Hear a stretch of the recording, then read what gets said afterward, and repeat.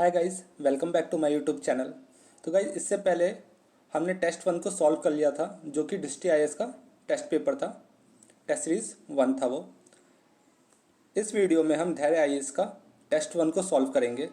साथ ही साथ इसमें भी हमारा सेम पैटर्न रहेगा। फर्स्ट 50 क्वेश्चन को डिस्कस करेंगे। हाँ, और मेरा टारगेट ये रहेगा कि इस बार आप लोगों का ज़्यादा टाइम वेस्ट ना हो। मैं फटाफट टॉप 50 जो क्वेश्चन है उनको ख़त्म कर दो विद इन 30 मिनट में, ताकि आपको भी टाइम वेस्ट ना लगे कि हाँ टाइम ज़्यादा लग रहा है। तो आप अगर ये समझो कि 30 मिनट में आप 50 क्वेश्चंस कर पा रहे हो तो बहुत अच्छा हेल्दी मैं आपको प्रोवाइड कर रहा हूँ इन्फॉर्मेशन, और सही भी है ये। तो आगे देख लेते हैं, चलो क्वेश्चन नंबर 1 से स्टार्ट करते हैं। क्वेश्चन नंबर 1 बोल रहा है विच of the following currents is or are warm water stream. मतलब साफ साफ पूछ रहा है कि वार्म करेंट्स कौन कौन से हैं। तो Falkland current, Brazil current, Labrador current and Canary current. अगर फॉकलैंड करंट को देखो, लेब्राडोर को देखो, लेब्राडोर करंट को देखो और कैनारी करंट को देखोगे तो ये तीनों क्या है, कोल्ड करंट है। वहीं देखो आप ब्राज़ील, तो ब्राज़ील करंट जो है वो वार्म करंट है। आप बहुत इंपॉर्टेंट टॉपिक है ये, तो आप प्लीज़ ये वार्म एंड कोल्ड करंट्स उनको देख लेना, एक बार कहीं नोट्स बना लेना कि कौन से वार्म है कौन से कोल्ड है। यूपीपीएससी के बहुत लिमिटेड टॉपिक्स हैं जहाँ से बार बार क्वेश्चंस अराइज होते हैं। ठीक, तो इसका आंसर हो जाएगा C, Brazil current. Question number 2 को देख लेते हैं। In Upanishad period Raja Janak was a ruler of Panchal, Kekaya, Videha and option D is Kashi. तो राजा जनक कहाँ के रूलर थे? तो विदेह के रूलर थे। इसका आंसर हो जाएगा C. Question number 3, which of the following inscriptions consider the first inscriptions which provide information about canal? Rummindei pillar inscription, Hathigumpha inscriptions, Junagadh inscription and option D is none of these. तो इसका answer होगा हाथीगुप्पा inscriptions, जो कि कहाँ पे? Udayagiri hills में, उड़ीसा में। इस इंस्क्रिप्शन में सबसे पहले कैनाल के बारे में हमें इंफॉर्मेशन मिलता है। क्वेश्चन नंबर 4 की बात करते हैं। In Gupta period agrahara was a type of irrigation tax, land donated to temples and the brahmins. Option C, tools which is use in irrigation and option D spy who is used to provide information of activities related to the kingdom to the king। आप इसका answer देखो तो इसका answer होगा answer B, land denoted to the temples and the Brahmins. Gupta period में बहुत से जो जमीन थे वहाँ पे फेमस है गुप्ता रूलर, गुप्ता किंगडम इस चीज़ के लिए कि ब्राह्मण्स को और टेम्पल्स के लिए बहुत से लैंड्स को ग्रांट में दिया गया, डोनेट कर दिया गया इवन की। Question number 5, from the composition of poet Banabhatta the detail information of the period of which of the ruler is found. तो जो बाणभट्ट जो थे उनके द्वारा एक किताब लिखी गई थी, हर्षचरित। हर्षचरित में किसके बारे में जिक्र था? हर्षा, जो कि रूलर थे, उनके बारे में बताया गया है। तो यही क्वेश्चन पूछ रहा है, तो इसका आंसर हो जाएगा A, Harsha. Question number 6, which of the following pairs is or are correctly match. Monastery दी गई है और कुछ रीजन्स हैं जहाँ पे लोकेटेड हैं। बात कर लेते हैं। श्रृंगेरी मोनेस्ट्री कहाँ पे? कर्नाटका में है, ठीक है। ज्योति मठ ये हिमाचल प्रदेश में, जो कि गलत है। हिमाचल प्रदेश में न होके ये कहाँ पे होगा? यूके में होगा, उत्तराखंड में। पुरी उड़ीसा में एंड द्वारका गुजरात में। सबको पता है गुजरात का तो पुरी फेमस है। आप अगर सेकंड को हटा दो तो इसका आंसर हो जाएगा ए, 1, 3 एंड 4। तो क्वेश्चन नंबर 6 का आंसर होगा ए। क्वेश्चन नंबर 7 की बात कर लेते हैं। To resist the Ilbert bill in organise manner British or slash Europeans have set up which organisation. Ilbert bill बहुत फेमस है। इसका पर्पस क्या था? इसका पर्पस सिर्फ इतना था कि इल्बर्ट बिल लाने से पहले क्या था सिस्टम कि जो यूरोपियंस थे यूरोपियन ऑफेंडर्स जो गलत काम करते थे उनके ऊपर इंडियन जज ट्रायल नहीं कर सकते थे, ठीक, उनके ऊपर सज़ा नहीं सुना सकते थे उन। बट आफ्टर एल्बर्ट बिल जैसे पास हुआ, एल्बर्ट बिल में ये प्रोविज़न था कि अब से ऑन फॉरवर्ड अब जो भी ब्रिटिश ऑफेंडर्स होंगे, जो भी गलत काम करेंगे ब्रिटिश या फिर, तो उस पर ट्रायल कर सकते हैं कौन, इंडियन जजेस। मतलब कि जो हमारे लोकल जजेस थे वो अब ब्रिटिश या यूरोपियंस के ऊपर ट्रायल कर सकते थे। तो ये कब लेके आए, Albert bill during 1883 at the time of Lord Ripon, ठीक। तो इसका आंसर देख लेते हैं। इसका आंसर हो जाएगा बी, यूरोपियन डिफेंस एसोसिएशन एक ऑर्गेनाइजेशन बनाई गई थी to register Ilbert Bill. Question number 8, downward filtration theory was firstly implemented as a government policy by option A Lord Auckland, Lord William Bentinck, Lord Dalhousie and option D is none of these। तो downward filtration theory पता है education से related है, कौन लेके आया था, Lord William Bentinck, form by McClay committee बनी थी उसी के अंडर। और इस फिल्ट्रेशन थ्योरी के में क्या था कि जो एजुकेशन देना है वो मासेस को नहीं देना है, बट कुछ अपर जो क्लासेस हैं उन्हीं तक एजुकेशन को लिमिट कर देना है, ठीक। तो आपको याद रखना है डाउनवर्ड फिल्ट्रेशन कौन लेके आया था, लॉर्ड विलियम बेंटिक 1834। आगे देखते हैं question number 9, Britishers hate beggars more and I think that beggar deserve for hearted. Hindi में आप देखो तो बहुत अच्छा है, अंग्रेज भिखारी से अधिक घृणा करते हैं और मैं सोचता हूँ कि भिखारी घृणा के पात्र हैं भी। ये स्टेटमेंट किससे रिलेटेड है, तो आपको पता होगा मॉडर्न हिस्ट्री में नरम दल और गरम दल दो दल थे, जिसमें कि नरम दल को ऐसा लगता था, नरम दल जो था, नरम दल किस पे जीता था, 3P पे, पार्टीशन, स्प्रे और एक और था, तीसरा P मैं भूल रहा हूँ।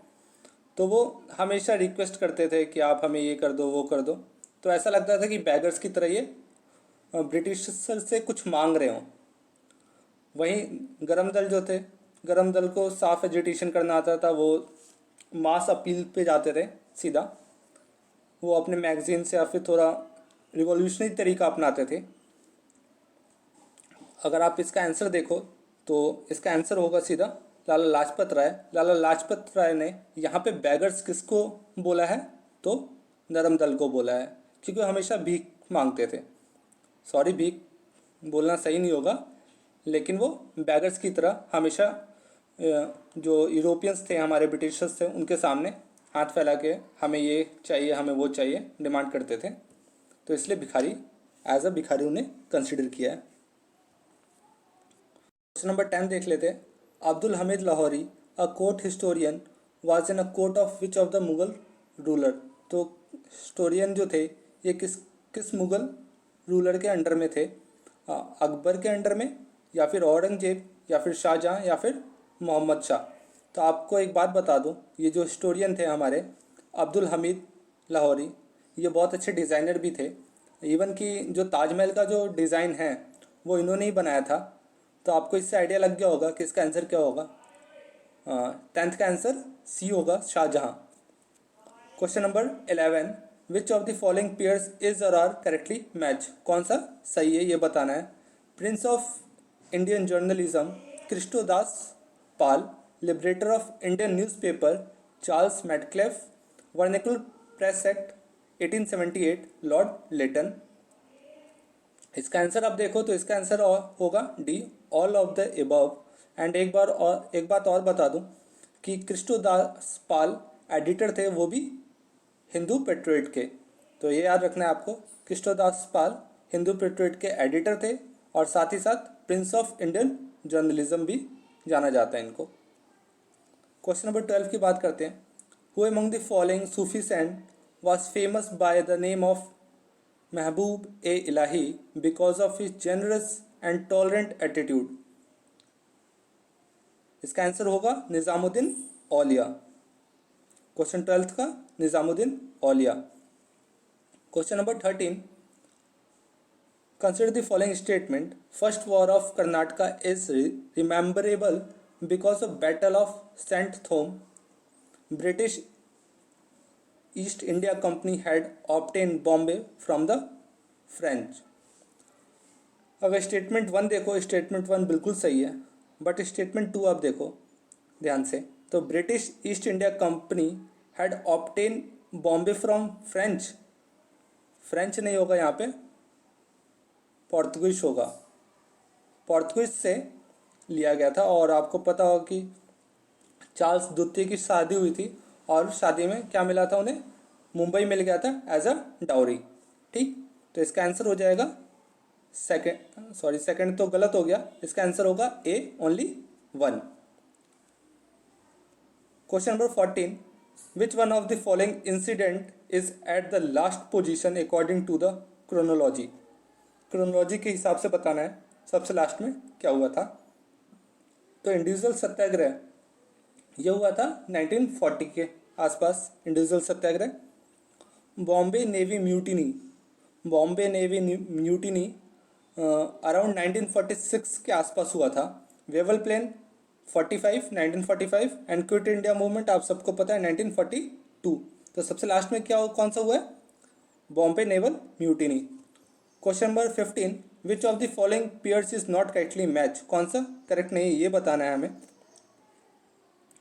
Indu Prakash MG Ranade, native opinion BN Mandlik, Bombay chronicle Gopal Krishna Gokhale and Indian mirror Debendranath Tagore, कौन सा करेक्ट नहीं है ये बताना है। तो आप बॉम्बे क्रॉनिकल को देखो, बॉम्बे क्रॉनिकल गोपाल कृष्ण गोखले, गोपाल कृष्ण गोखले नहीं होंगे यहाँ पे होंगे फिरोज शाह मेहता। बॉम्बे क्रॉनिकल फिरोज शाह मेहता, गोपाल कृष्ण गोखले नहीं होंगे, तो इसका आंसर हो जाएगा सी। ठीक, अब आगे देख लेते हैं। विच of the following pairs is not correctly match, vitamin से और उनके डेफिशिएंसी से जो डिसीज़ है वो लिखा हुआ है। विटामिन B6 स्किन डिसीजेस होते हैं, ठीक है। विटामिन B12 अनीमिया होता है, ठीक है। Vitamin E reduction in fertility, ये भी सही है। विटामिन ए की कमी से स्कर्वी, विटामिन ए की कमी से बचपन से पढ़ते आ रहे हैं, विटामिन ए की कमी से नाइट ब्लाइंडनेस होता है, और स्कर्वी विटामिन C की कमी से होता है। तो इसका आंसर हो जाएगा 16 का डी। आगे देख लेते हैं क्वेश्चन नंबर 17, मैच करवाना है। Lycopene pungency of chillies, capsaicin red colour of tomato, xanthophyll yellow colour in turmeric and anthocyanin redness in apple. तो रेडनेस इन एप्पल ये सही है, और इसका देखते हैं डी, रेडनेस एप्पल, ठीक। तो इसका आंसर हो जाएगा बी। आप देख लेना, इसका आंसर होगा बी, रेडनेस इन एप्पल, तो यही होगा एंथोसाइनिन, तो इसका आंसर होगा बी। आगे देख लो question number 18, which of the following microbes is responsible for toxicity of food, food को कौन सा टॉक्सिक बना देता है।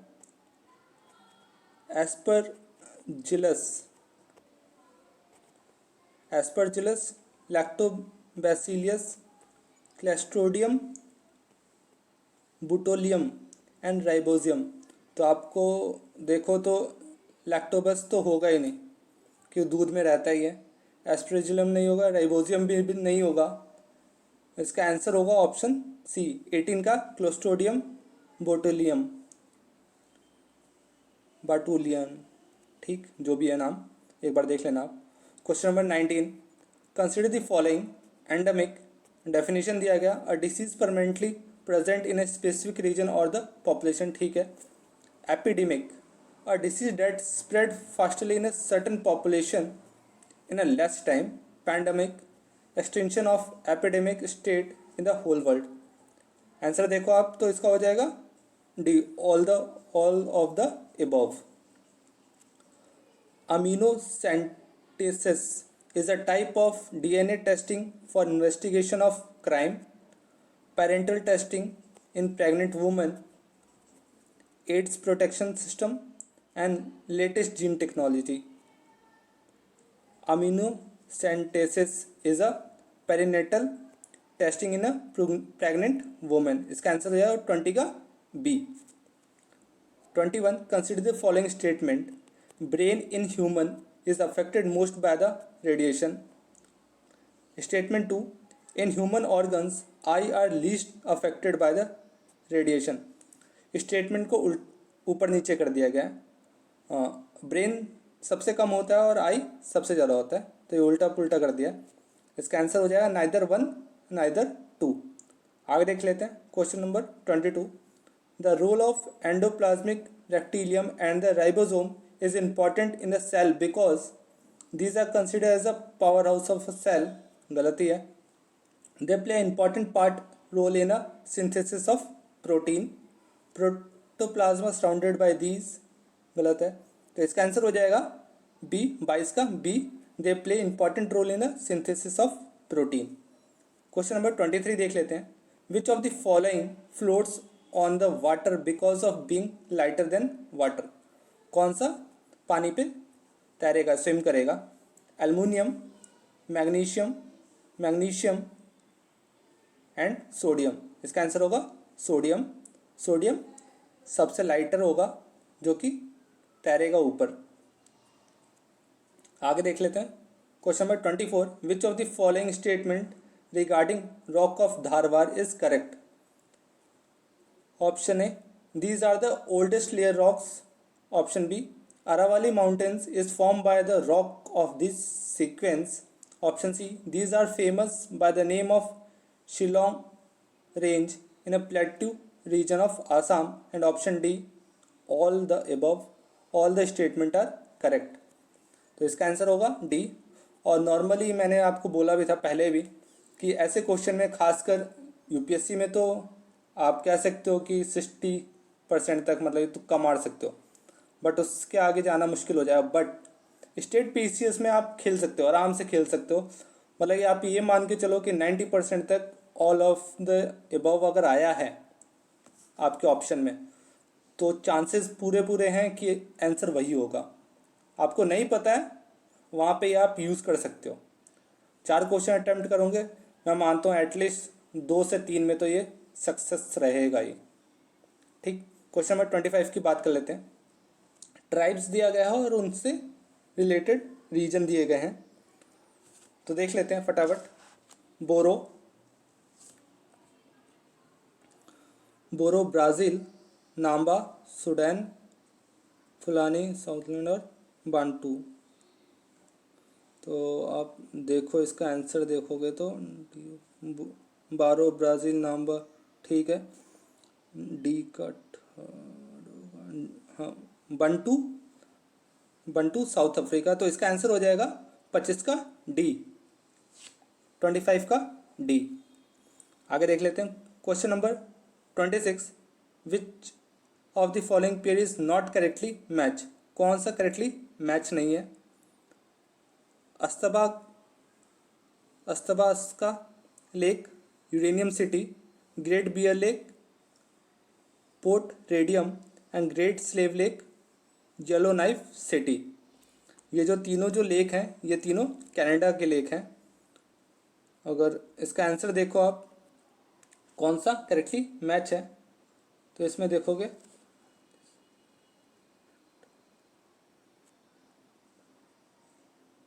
तो इसमें दिक्कत हो जाएगी. तो इसमें ऑप्शन जो है आप देखो तो इसमें ऑप्शन सही नहीं है. यहाँ पे होना चाहिए क्योंकि नॉट करेक्ट पूछ रहा है. विच of the following is not correct? तो इसका आंसर होना चाहिए नन ऑफ दीज. आप में से किसी को समझ आ रहा है तो आप नीचे कमेंट में लिखना. जहाँ तक मुझे लग रहा है इसका आंसर नन ऑफ दीज होगा. एक बार आप कमेंट करके मुझे बताना। Question number 26। Question number 27, which one of the following rivers originate from Vindhyan mountains range in Madhya Pradesh and meet with the river Yamuna in Uttar Pradesh? Betwa, Ken, Son, option D Kosi. तो इसका आंसर हो जाएगा 27 का Betwa. Betwa river Madhya Pradesh and Vindhyan mountains के मध्य प्रदेश से निकलती है and meet with the river Yamuna. ठीक, आंसर हो जाएगा Betwa. Question number 27। Question number 28, match करवाना है फिर से। तो आप सिल्वर देख लो, आप Amrit revolution, brown revolution, golden revolution और सिल्वर रिवॉल्यूशन। तो आप अगर देखो तो सिल्वर रिवॉल्यूशन एग प्रोडक्शन से रिलेटेड है। गोल्डन रिवॉल्यूशन फ्रूट प्रोडक्शन से ही है।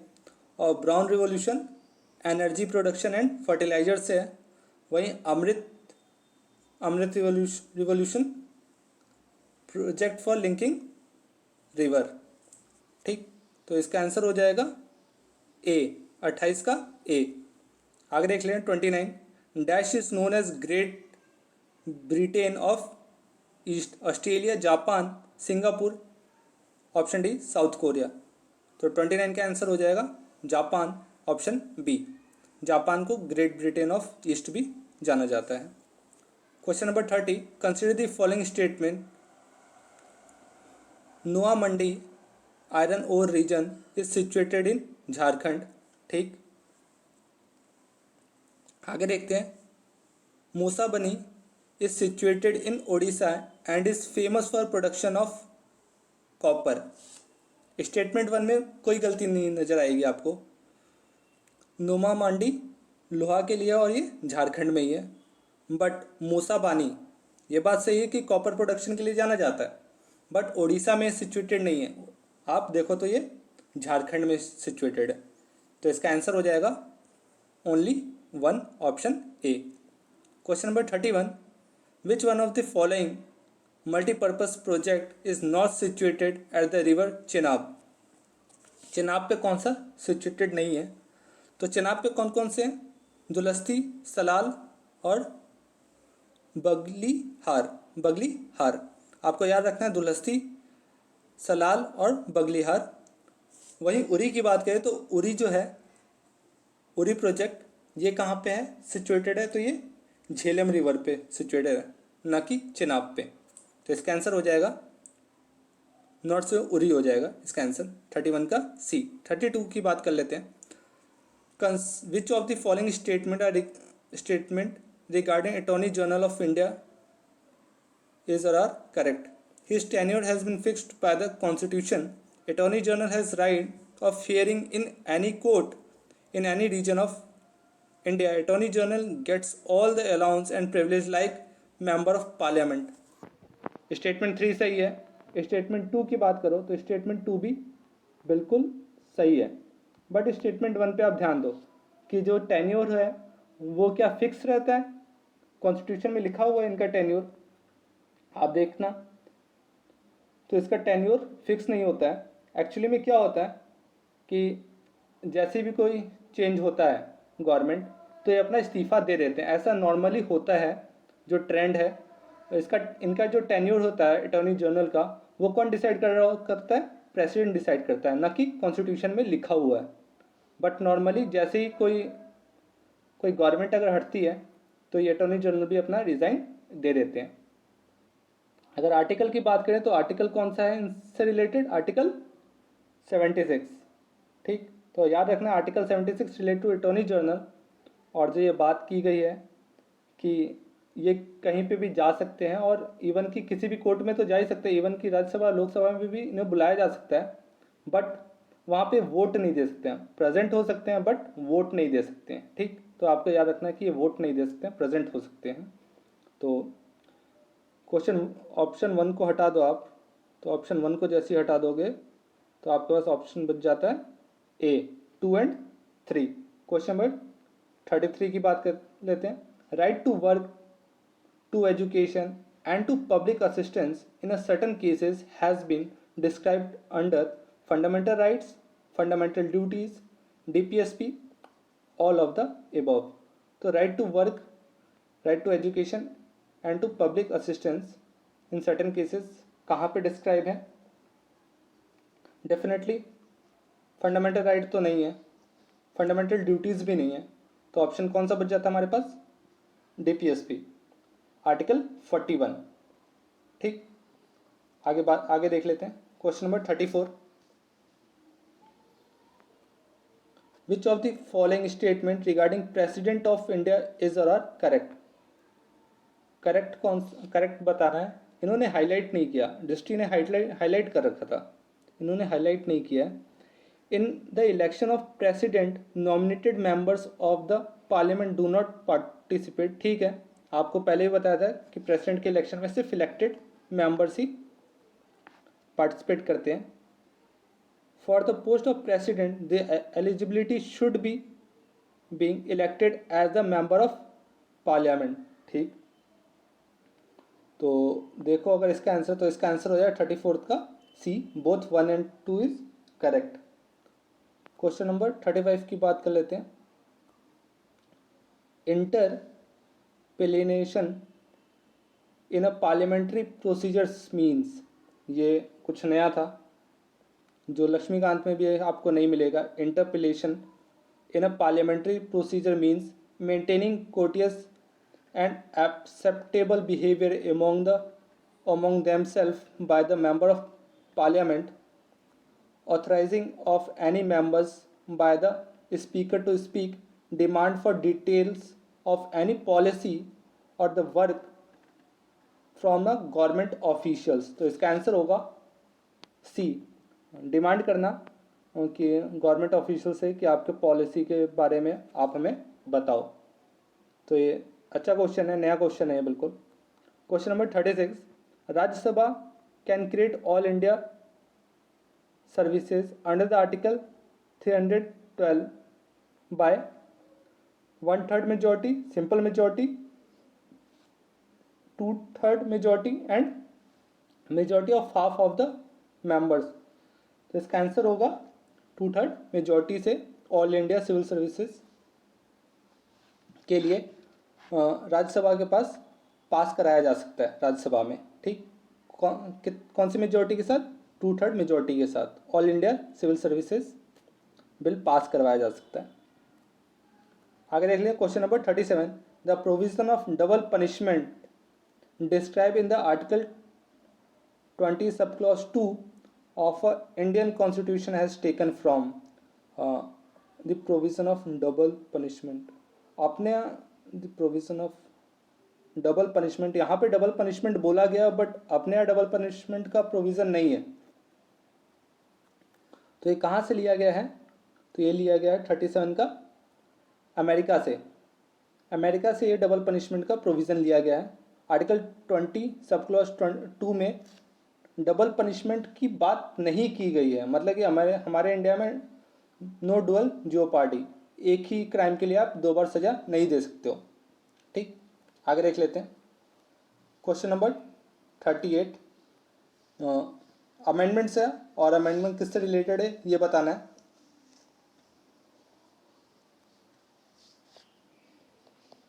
तो देख लेते हैं एक बार। 89th amendment establishment of SC/ST commission. ठीक है। 97th amendment to provide constitutional position and protect the cooperative societies से रिलेटेड 97th constitution amendment. And 92nd amendment addition of 4 others language in 8th schedule. ठीक, इसका आंसर आप देखो तो इसका आंसर होगा ऑल ऑफ द एबव, तीनों सही है। नंबर 39 देख लेते हैं। Consider the following statement 1 representation of states in parliament, statement 2 use of official language, statement 3 6th schedule administration of tribal region. तो इसका अगर आंसर आप देखो तो इसका आंसर हो जाएगा A 2 and 3 representation of states in parliament. इसके लिए स्पेशल मेजॉरिटी चाहिए होगी और special majority of special majority चाहिए पार्लियामेंट का, और साथ में स्टेट की भी मेजॉरिटी चाहिए, स्टेट का भी मेजॉरिटी चाहिए। ठीक, तो इसमें इसका आंसर हो जाएगा सिर्फ ओनली 2 एंड 3। क्वेश्चन नंबर 40 देख लेते हैं। The qualification of the chairperson and the members of finance commission is determined by the president of India. Reason देखते हैं। The appointment of chairman and the members of finance commission is being done by president of India. तो आप अगर assertion देखो तो कह रहा है कि क्वालिफिकेशन कौन डिफाइन करेगा, प्रेसिडेंट ऑफ इंडिया डिटरमाइन करेगा। ठीक, फाइनेंस कमीशन का जो क्वालिफिकेशन होगा वो कौन डिटरमाइन करेगा, तो प्रेसिडेंट ऑफ इंडिया डिटरमाइन करेंगे, जो कि गलत है। ये कौन डिटरमाइन करता है, ये पार्लियामेंट डिटरमाइन करती है। तो यहाँ पे सेक्शन तो गलत हो गया। Appointment of chairman and the member of finance commission is done by the president of India, ये बात सही है। तो आप अगर इसका आंसर देखोगे तो इसका आंसर हो जाएगा D, A is incorrect and R is correct. ठीक, और बात करें फाइनेंस कमीशन की, तो फाइनेंस कमीशन से रिलेटेड कौन सा आर्टिकल है, आर्टिकल 280, याद रखना है आर्टिकल 280। क्वेश्चन नंबर 41 देख लेते हैं। मिनिस्ट्री दिया गया है और रिलेटेड डिपार्टमेंट्स दिए गए हैं, पूछ रहे हैं कौन सा करेक्टली मैच है। तो ministry of commerce, department of economic affairs, department of economic affairs, ministry of commerce, ये जो कि गलत है। ये हो जाएगा ministry of finance, ministry of finance से होगा department of economic affairs, ministry of finance revenue department, ministry of defence official language department, ये गलत है। Official language department home ministry के अंदर में आता है, ना कि डिफेंस मिनिस्ट्री के अंदर में आता है। तो इसका अगर आंसर देखो कौन सा मैच है, तो मैच तो सिर्फ एक ही है, वो भी B, ministry of finance revenue department, ये बात सही है। तो इसका आंसर हो जाएगा B.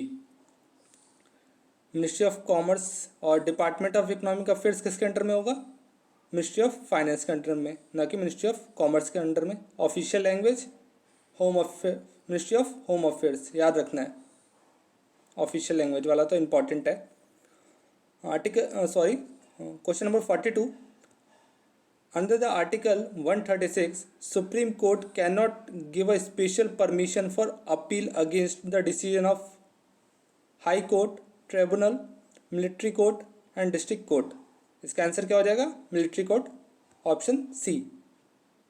Question number 43, a minister who is not a member of any state legislature has to compulsory become a member of either house within the how many days, 180 days, 90 days, 120 days and option D 60 days। तो कितने दिनों के अंदर बन जाना है, 180 दिनों के अंदर, मतलब कि 6 महीने के अंदर आपको किसी भी हाउस की सदस्यता ले लेनी है।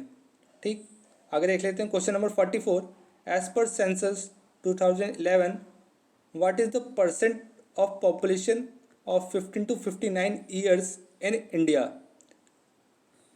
कितना परसेंटेज था, तो इसका आंसर होगा 66.2%। जो पॉपुलेशन थी वो 15 ईयर से 59 ईयर्स के बीच में थी।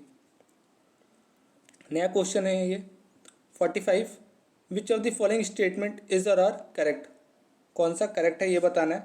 Question number 45, in case of deadlock on ordinary bill there is a provision of joint session in the state legislature. On a deadlock on ordinary bill the state legislature council can deny it for total 4 month। ठीक, total 4 month के लिए ही deny कर सकते हैं, ये बात तो बिल्कुल सही है। But there is a provision of joint session in state legislature, तो ये गलत है। ऐसा कोई प्रोविज़न नहीं है स्टेट लेजिस्लेचर में जॉइंट सेशन का, तो ये गलत हो जाएगा। इसका आंसर देखोगे, हाँ, और यहाँ पे एक बात और है कि मैक्सिमम डिले 4 मंथ के लिए किया जा सकता है। पहली बार में 3 महीने, तक डिले करेंगे, उसके बाद भी एक बार और फिर से बिल जाएगा, तो वहाँ पे राज्यसभा जो होती है 1 महीने के लिए रोक लेगी फिर से। तो इसका आंसर हो जाएगा बी, ओनली 2। आगे देख लेंगे question number 46। For removing the state information commissioner on the basis of proven misconduct and incompetence, governor refer the matter to the which court for investigation, district and session court, high court, supreme court and none of these. तो इसका answer क्या हो जाएगा? Supreme court. Supreme court को ही भेजा जाता है ये मैटर इन्वेस्टिगेशन के लिए। Question number 27, which of the following pairs is not correct? Lake बताए हैं और डिस्ट्रिक्ट बताइए। यूपी स्पेशल आप कह सकते हैं, देवरिया ताल, गोरखपुर, कीटम लेक, आगरा, बेला सागर, महोबा और फुलहर लेक, पीलीभीत। इसका आंसर क्या हो जाएगा 47 का? 47 का हो जाएगा कौन सा? करेक्टली मैच नहीं है। तो देवरिया ताल गोरखपुर में नहीं है, जबकि कहाँ पे? कन्नौज में है। तो इसका आंसर हो जाएगा ए, देवरिया ताल कन्नौज में है, ना कि गोरखपुर में। आगे देख लेते हैं question number 48। Which of the following district of UP are irrigated by the Sharda canal? Pilibhit, Raebareli, Lakhimpur Kheri और सीतापुर। 48 का आंसर हो जाएगा D, all of the above. Question number 49, consider the following. Gangubai Hangal, Roshan Ara Begum और तीसरा Bhim Singh Joshi. Who among the following has given related to Kirana gharana? कौन से किराना घराना से रिलेटेड है ये बताना है। तो इसका आंसर है 1, 2 एंड 3। तीनों जो लोग पर्सनैलिटी हैं ये किराना घराना से बिलोंग करते हैं। Question number 50, the north most and south most district of UP respectively Gautam Buddha Nagar, Ballia, Saharanpur, Sonbhadra, Ballia Sonbhadra, option D Ghaziabad Sonbhadra. तो इसका आंसर होगा सहारनपुर एंड सोनभद्र। अगर आप बात करें नॉर्थन मोस्ट की, तो कौन सा हो जाएगा? सहारनपुर डिस्ट्रिक्ट हो जाएगा। वहीं साउथ की बात करोगे तो सोनभद्र डिस्ट्रिक्ट हो जाएगा। अब इनकी बात हो गई तो ईस्ट की भी बात कर लेते हैं। ईस्टर्न में बलिया और वेस्ट में शामली। तो आपको याद रखना है बाउंड्रीज, जो एक्सट्रीम बाउंड्रीज है आपको याद होना चाहिए यूपी का। नॉर्थ में सहारनपुर, साउथ में सोनभद्र, ईस्ट में बलिया और वेस्ट में शामली। तो गाइस ये हमारा 50 क्वेश्चन कवर हो गए यहाँ पे। अनदर वीडियो में हम 51 से लेके 100 क्वेश्चन को डिस्कस कर लेंगे। तो गाइस थैंक्स ऑल।